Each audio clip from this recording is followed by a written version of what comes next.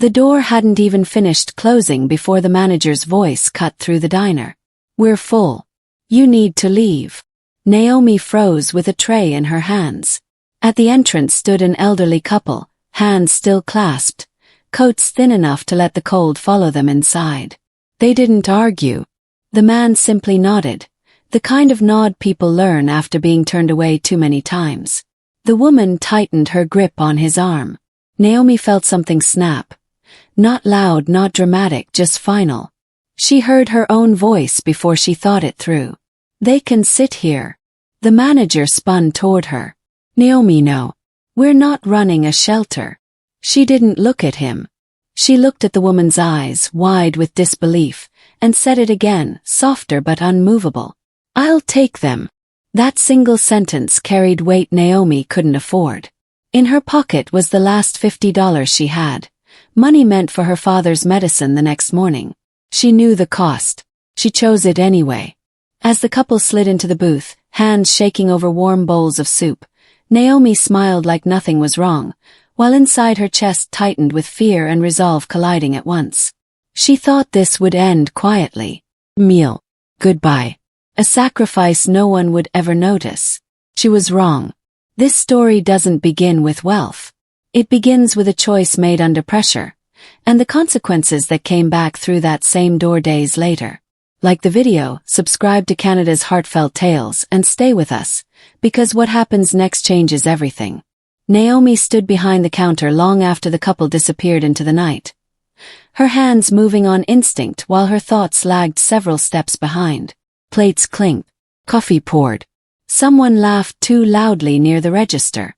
The diner slid back into its usual rhythm, but something inside her had shifted and refused to settle. Grant passed behind her once, close enough that she could smell his cologne, and muttered, "Don't let that happen again." His voice was low, controlled, the kind of warning that didn't need volume. Naomi nodded without turning around. She didn't trust herself to speak.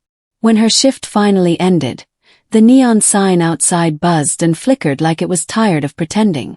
Naomi pulled on her jacket and stepped into the cold. She walked instead of taking the bus, hands shoved deep into her pockets, the receipt from the meal folded and unfolded until the paper softened. Each step home felt heavier than the last. Not because she regretted what she'd done, but because she knew exactly what it had cost. Leonard was awake when she opened the apartment door. He sat at the small kitchen table, a blanket draped over his shoulders, the room lit by a single overhead bulb that hummed faintly. He smiled when he saw her, the careful smile he used when he didn't want her to worry. "You're late," he said gently.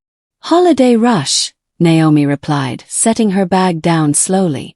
She moved with care, as if sudden motions might shatter the fragile calm between them. She poured him water, listened to the uneven rhythm of his breathing, and told herself she'd figure something out by morning. She didn't sleep much that night. Every cough from the next room pulled her back to the surface.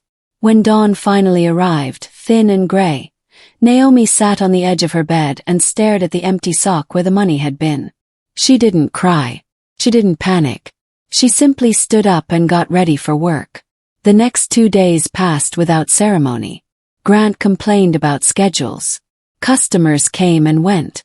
Naomi smiled when she was supposed to, nodded when spoken to, and swallowed the growing fear she carried like a second heartbeat. At home, Leonard grew quieter. The clinic voicemail became a familiar voice she stopped listening to halfway through. On the third afternoon, the basket appeared. It sat on the counter near Naomi's station, wrapped neatly, too deliberate to be accidental. Oranges stacked carefully. Fresh bread still warm to the touch. A small envelope taped to the side. Naomi stared at it longer than necessary, her fingers hovering just above the handle. "Is that yours?"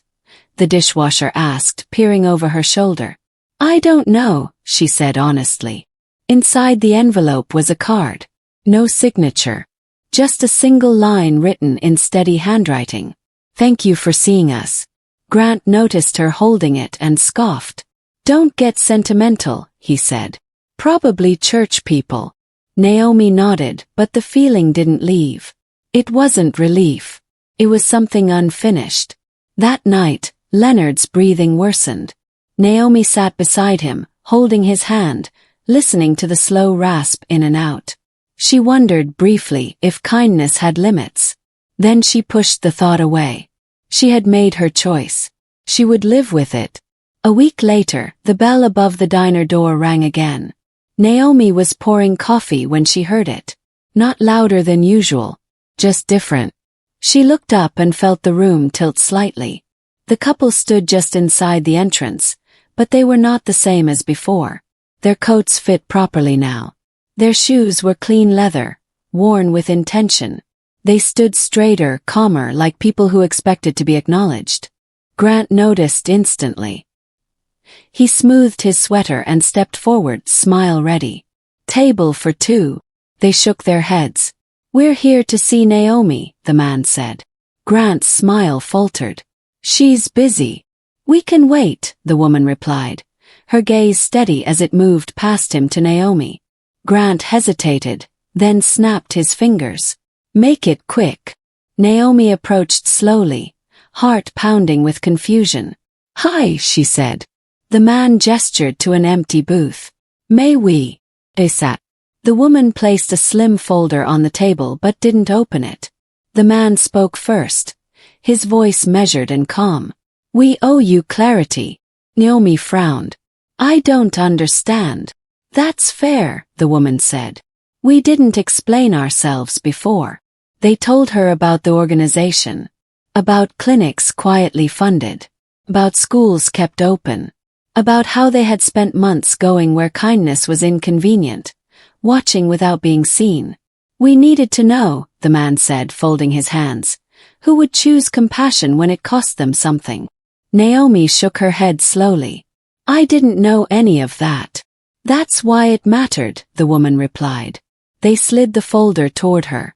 Inside were documents, medical invoices, Leonard's name printed clearly at the top. All of them. Current and future treatment. Naomi's breath caught. "I can't." "You already did," the man said gently. "You paid first." Grant hovered nearby, pretending to wipe the counter. His eyes flicked to Naomi's face, then to the folder. Something tightened in his expression. "There's more," the woman said. "Your education. Any field you choose. Fully funded." Grant stepped closer. "Is there a problem here?" The man finally looked at him. Not angry, just assessing. "No," he said. "We're done." Something in his tone stopped Grant cold. He opened his mouth then closed it. The couple stood. The woman squeezed Naomi's hand. "We didn't save you," she said. "We recognized you." They left as quietly as they had come. The diner felt smaller afterward. Naomi finished her shift in a haze. When she got home, Leonard was asleep. She sat at the kitchen table with the folder open, staring at proof that her father would live. The fallout came fast. Within days, the diner's owner arrived unannounced. He watched Grant work for less than an hour before calling him into the back. Voices rose, then fell. Grant walked out pale, avoiding eye contact, his keys placed carefully on the counter. He didn't look at Naomi. The owner addressed the staff. "We don't turn people away for being poor," he said simply. "And we don't threaten employees for doing the right thing." Grant never returned. Naomi's life didn't transform overnight. She still worked shifts, still rode the bus. But the pressure eased. Leonard's medicine arrived on time. His coughing softened. He slept longer. Naomi enrolled in school quietly. She studied hard. Years passed. She graduated. On that day, she spoke about a night that looked small at the time. About choosing people when it was expensive. The couple sat in the back, proud and unseen. And somewhere else, Grant worked a different job, far from power, far from authority, forced to learn what it meant to treat people as human beings. Because on that Christmas Eve, he had made his choice too. And he paid for it. Months later, the diner no longer felt like a place Naomi survived. It felt like a place she passed through on her way forward. She still tied her apron the same way, still greeted regulars by name, but her posture had changed. There was space in her breathing now, room to think beyond the next bill or the next shift. At home, Leonard sat by the window most mornings, sunlight warming his hands as he read the paper. His voice steady when he spoke her name. The future no longer sounded fragile when they talked about it. Naomi never spoke publicly about what happened that winter. She didn't need to. The change showed itself quietly, in the classes she attended after work, in the way she listened more closely to people who were usually ignored, in how she never hesitated to step forward when someone else was being pushed aside. What she had learned stayed with her. That truth doesn't announce itself loudly, and real strength often looks like an ordinary choice made at the right moment. The diner carried on. New managers, new faces. But some nights, when the door opened and cold air slipped inside, Naomi would glance up, just once, to make sure no one stood alone for too long. She understood now that power doesn't come from titles or volume.